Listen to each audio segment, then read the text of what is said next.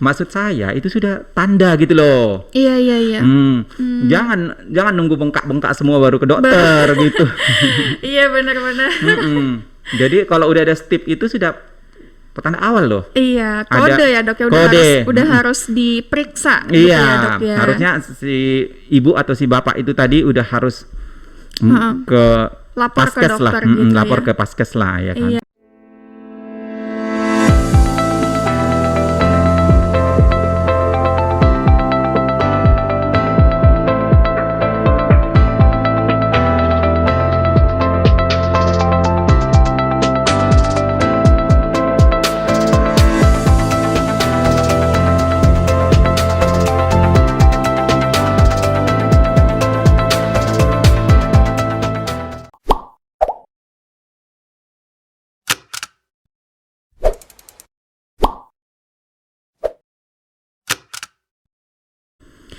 Assalamualaikum warahmatullahi wabarakatuh. Welcome back to Perdosi Medan Podcast bersama saya Moza Rosikta.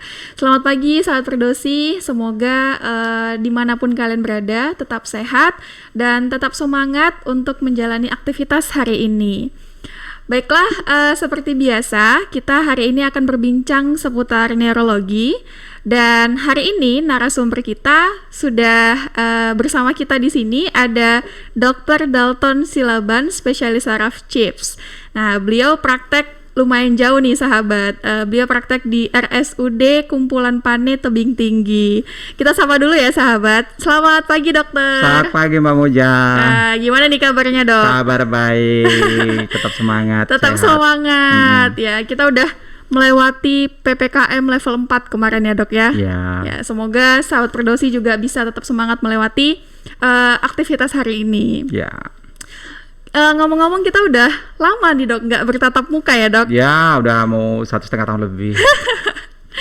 Iya, kalau nggak salah terakhir bertatap muka waktu kita rapat Perdosi waktu itu ya dok ya. Rapat Perdosi. Oke. Nah dokter, langsung aja nih kita membahas tema kita atau obrolan kita hari ini tentang nyeri lutut. Ya. Jadi mungkin pertanyaan pertama, boleh dokter jelaskan dulu apa itu nyeri lutut dok? Nyeri lutut itu adalah satu keadaan atau satu perasaan sakit lah gitu ya yang dirasakan seseorang di sekitar lutut ya. Jadi nyeri itu biasanya bersifat denyut ataupun rasa tumpul ya, seperti ada yang membebani di sepanjang lututnya ya. Jadi nyeri bukan hanya dirasakan di depan, bisa juga di samping lutut, bisa juga di samping kiri kanan, bisa juga di bawah lutut ataupun di atas lutut ya. Jadi itu kita kelompokkan semua nyeri atau sensasi lutut. Nyeri yang dirasakan seseorang di sekitar lutut. Berarti rasa sakit yang ada di area lutut gitu ya dok ya, baik itu samping kiri, kanan, depan ataupun belakang. Nah, boleh. Jadi kira-kira yang menyebabkan nyeri lutut ini sendiri apa sih dok? Secara umum biasanya ada trauma bisa ya. Trauma. Bisa juga inflamasi, bisa juga atau ada yang melempokkan trauma dan non traumatik gitu. Trauma dan non traumatik. Iya, non traumatik itu banyak ya, degenerasi, inflamasi, nah gitu. Itu secara umum pengelompokannya. Bisa lebih didefinisikan degenerasi itu apa, inflamasi itu apa gitu maksudnya? Oh ya, kalau degenerasi itu adalah proses karena waktu ya, usia. Ya, jadi itu lama-lama dari hari ke hari itu lututnya mengalami kerusakan ya karena penggunaan yang lama ya. Udah lama kita pakai, itu lama-lama akan aus ya. Faktor usia berarti faktor ya. Usia itulah degeneratif ya namanya ya. Nah, kemudian inflamasi kalau inflamasi atau peradangan itu misalnya seperti artritis ya. Artritis itu ada artritis rheumatoid, ada gout artritis ya. Jadi itu semuanya bisa menyebabkan juga nyeri di sekitar lutut. Nah kemudian dok, kalau untuk kalangan masyarakat yang lebih memungkinkan terserang nyeri lutut? Apakah semua kalangan, termasuk anak-anak juga, atau gimana dok? Oh, semua kalangan bisa ya. Semua kalangan bisa. Nyeri lututnya mulai dari anak-anak sampai dewasa, ya, dewasa muda ataupun dewasa tua, ya. Jadi kalau pada anak-anak yang biasanya itu memang ada masalah di sekitar lututnya, misalnya kondromalacia itu tulang rawannya mengalami pengerasan misalnya, ya. Kemudian itu dari bawahnya dia seperti itu. Kemudian juga karena trauma, pada anak-anak sering trauma ya. Anak-anak yang udah misalnya melakukan olahraga seperti berlari berlebihan, kemudian itu sport injury, atau yang terjatuh pada anak-anak ya. Anak-anak ya. Jadi kemudian bisa juga pada anak-anak penyakit rematik ya, penyakit rematik ya, penyakit rematik juvenile namanya pada anak-anak. Bisa juga itu, tapi walaupun jumlahnya nggak banyak, tapi bisa terjadi pada anak-anak. Ya. Berarti semua kalangan bisa lah ya dok? Semua kalangan bisa. Cuman nanti yang paling banyak yang mana gitu. Iya betul. Ya, pada kelompok usia tertentu itu yang paling banyak yang mana gitu. Nah itu kira-kira yang mana dok? Yang paling sering banget memungkinkan atau pasien yang sering dokter jumpai gitu? Yang paling banyak sebenarnya degeneratif ya. Degeneratif okay. ya. Degeneratif itu berarti saya contohkan aja ya.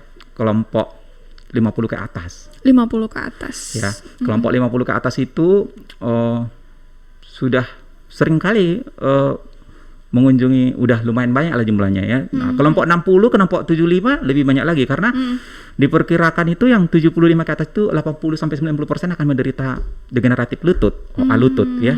Jadi makin tua makin tinggi. Iya. Degeneratif ya. Nah, kalau misalnya yang inflamasi seperti gout ataupun arteritis rheumatoid pada kelompok muda juga bisa ya. Kelompok 30 banyak ya. Kelompok 40 juga banyak seperti arteritis rheumatoid ataupun gout arteritis. Itu banyak ya.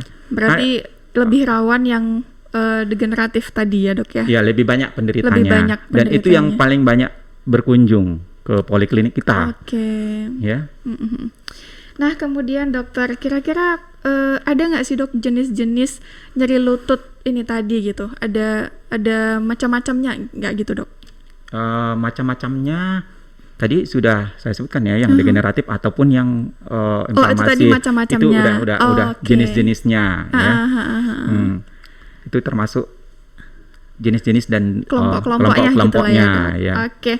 Nah, kemudian kira-kira gimana nih dok efek yang terjadi kepada seseorang ketika dia mengalami nyeri lutut ini tadi?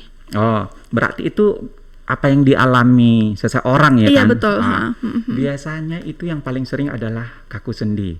Kaku Pagi hari ya, morning stiff ya. Jadi itu biasanya kalau yang degeneratif biasanya kekakuannya itu berlangsung kurang dari 30 menit. Kakunya seperti itu, maksudnya seperti apa ya? Maksudnya itu kalau seseorang itu mau menggerakkan sendinya ada kesulitan, macam terkunci, itulah kaku sendi ya.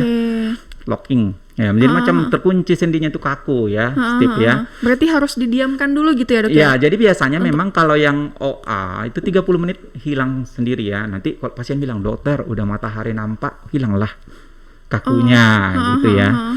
Maksud saya itu sudah tanda gitu loh. Iya. Jangan nunggu bengkak-bengkak semua baru ke dokter gitu. Iya benar-benar. Jadi kalau udah ada stip itu sudah petanda awal loh. Iya, kode ya dok ya, udah harus diperiksa. Iya, gitu ya, dok, ya. Harusnya si ibu atau si bapak itu tadi udah harus ke lapor paskes ke dokter lah, gitu lapor ya. ke paskes lah ya kan. Iya, jadi gitu ya sahabat. Jadi jangan dipertahankan menahan rasa sakit yang takutnya nanti kedepannya juga semakin ini ya dok ya, semakin hari semakin banyak yang organ-organ atau struktur-struktur yang terganggu ya. Iya benar. Makin banyak struktur-struktur yang terganggu di sekitar lutut kan banyak itu ya. Jadi di sekitar lutut itu kalau anatominya itu bukan hanya tulang, ya kan. Ada struktur-struktur non tulang juga yang terlibat dalam rasa nyeri gitu ya, yang menimbulkan rasa sakit.